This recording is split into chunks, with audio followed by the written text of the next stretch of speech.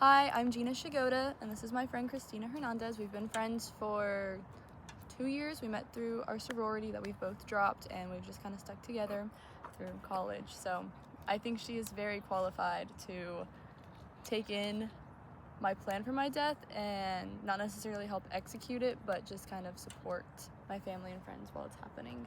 So for me personally, a good death is not defined by like how long I lived, but kind of what I did in my life. I don't want to live to 100 if that means the last 30 years of my life I'm spent in a bed. Like at any point, if people see me suffering or just not living my life to the fullest, pull the plug is like kind of, like I'm very scared to age.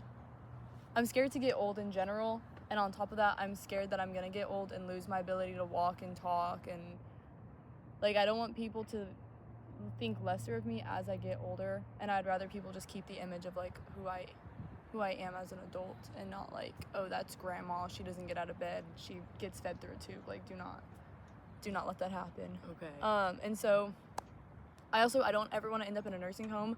My family kind of takes care of themselves. Like whenever my great grandparents weren't able to move around as much, like my grandma and my grandpa and my mom took care of them until they passed away. So like no one in my family has ever really gone to a nursing home, if that makes sense. So like for me, say right now I became like disabled or like unable to walk, I would want to go back to my home in Corpus, and I would want my family to take care of me. And then later on in life, like if I get married and have kids, I would expect my kids and my husband to take care of me.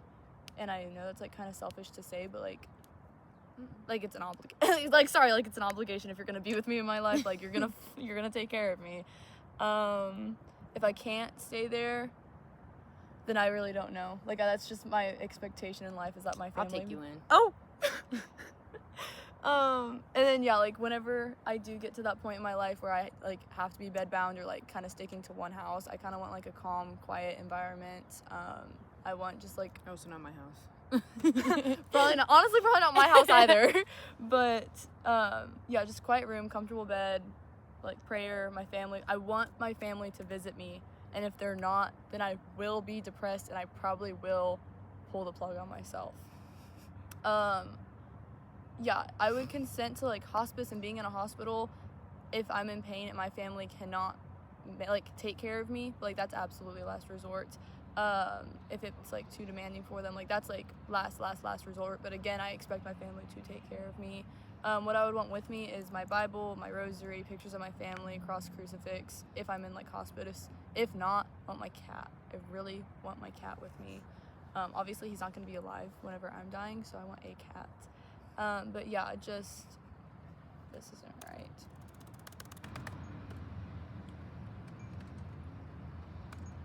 I want country music playing, and like cute little Catholic songs on Wednesday and Sunday. If I can get scents and stuff, lavender or jasmine. That's weird. Like I don't know, like not what's the overhead, LED. like LEDs or like the harsh lighting, if that makes sense, because they give me headaches. And I want my family there. I want constant noise and like comfort and stuff. However, I also would like it to be quiet because I'm imagining that I'm older. So yeah. Visitation, I want my family, my spouse, my children to come visit me. I do want on Sundays to get communion, and I know priests can come to your house and give it to you if you're unable to go. So like that is a kind of requirement of mine. Yeah, and then obviously I want my friends to visit. And I have somewhere in here that like my mom will dictate.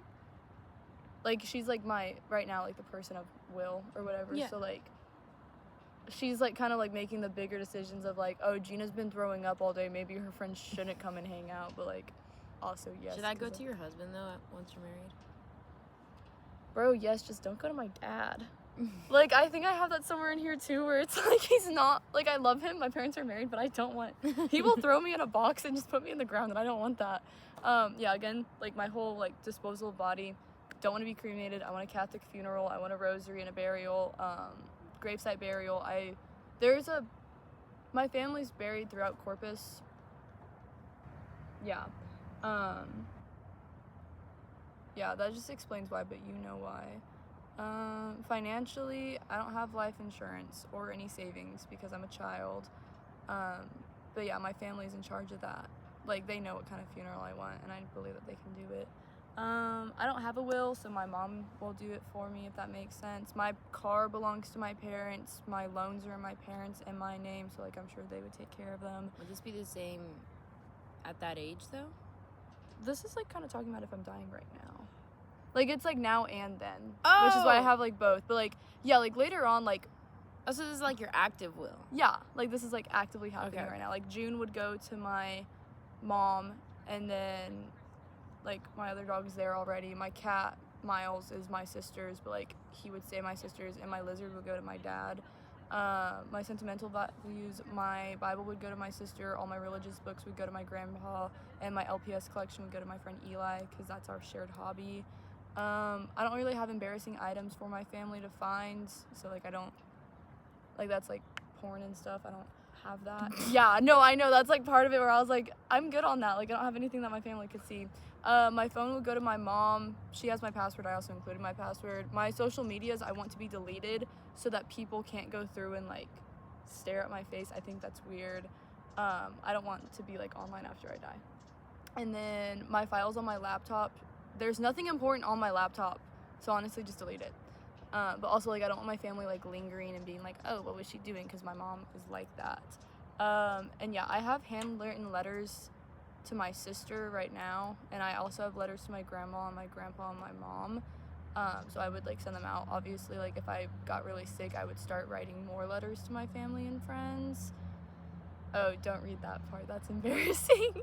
But yeah, actually, yeah, that part, like, my freshman year I was really sad, so I wrote letters to my grandpa and my mom, which is what I'm kind of referring to. Oh, you told me that. Yeah. So, like, but, like, that's just saying, like, I feel like that would help them move on, because I was apologizing, because I was like, I really feel like I'm disappointing y'all, but I feel like they'd be like, wow, she really cared.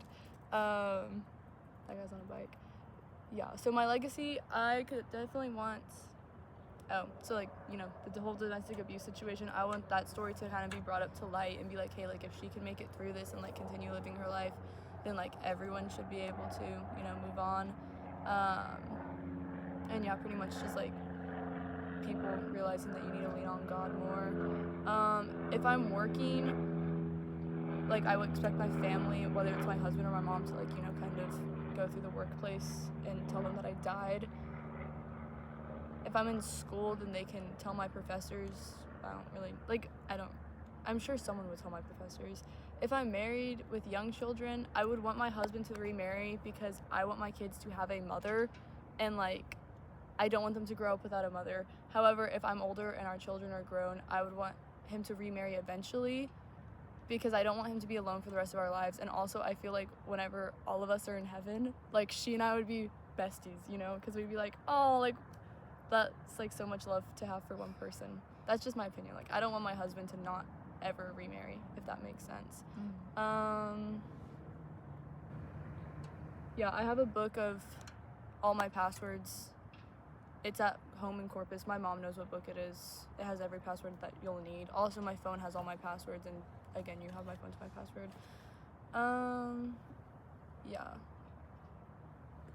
Yeah, so whenever I die, I want my family to go to church or go to therapy or pray on it and, like, find a community, because I don't want them to linger in my death. I feel like that's really depressing.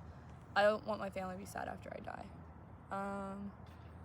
Yeah, like, don't feel guilt, because that's stupid. Like, sorry, like, I know it's, like, it's so dumb, like, because, I don't know, like, I've seen my parents go through grief, and then they just feel really guilty that they weren't closer to the person, or they could have done more. Like, that's retarded, in my opinion. Like, no, like, they're dead now. I know that's, like, not nice to say, but, like, that's how I see it. And yeah, my proudest accomplishment is that I got into A&M. My mom didn't think I could. A lot of my friends didn't think I could, but I'm here. And so I'm just happy, and, like, it kind of, like, straight set me to being the person I am, because I met, like, good friends here, and, like, I met a church community here, so it's pretty good. And yeah, so what's your reaction? Do you think this is well organized? What else do I kind of need to put in this? I do think it's well organized. I've never thought so much about my death as much, so there's not much I can say. I feel like at the end, I know that there's a lot of, like, what you're writing in here as, like, this is, I am of good state in mind in writing all this. so that it can't Yeah. be really disputed. Yeah, I have that somewhere on like the other pamphlet where I was like, I'm writing this now, because not that I'm like manic or anything, but there are definitely times in my life where I'm like, holy cow, like I need to go full force everything right now, or I'm like, the world's ending, there's no reason. So I wrote that in. I was like, do not let me make decisions at the end of my life, because I will either try killing myself and just pulling the plug right then and there if I freak out, or I will like take a bunch of medications and be like, I'm gonna be fine, and then like I'm gonna overdose on drugs or something, thinking that it would help. I would also say, like, everything is put on your mother right now, assuming you're dying now. But maybe if we're using this as an actual will, add somewhere in there that if I ever do marry, I want all these responsibilities to be head to my husband. There's another part of this where I say that, but as of right now, on this, it's like my mom and my uncle, because I trust them more than I trust anyone else, because I feel like they're both mature, like emotionally mature enough to be able to deal with my death. Like my dad, I'm scared that he would just want to get it over with and not fulfill all my desires. And then my grandparents are older, and I don't want to put that on them. But yeah, like it's on my mom because she knows me, but also like my uncle has some responsibility in the legal action. Like he's second to my mom for like legal decisions, if that makes sense. I'm trying to read. I don't know what that is. What the heck? Ignore that misspelling. Okay, yeah. Did this make you happy, sad, angry, or anxious? Or nervous? Initially I got anxious over that. This is an assignment that could take a heavy toll and can make you think about a lot of things. But with the way you handled it, it was a very mature no. Like, I can't think of many that could say I would want my husband to remarry in the sake of my children. That's a really hard thing to come into terms with. Yeah. Happy? No, didn't. Kind of at peace with it, I guess, would be a better sense. And the fact that it's better that it's prepared and not something that's everyone won't know what you would have wanted. Yeah. You know what you would have wanted, so the best we could do as your friends and family is to pursue that. Okay. Do you have any questions or concerns other than like not putting it all on my mom?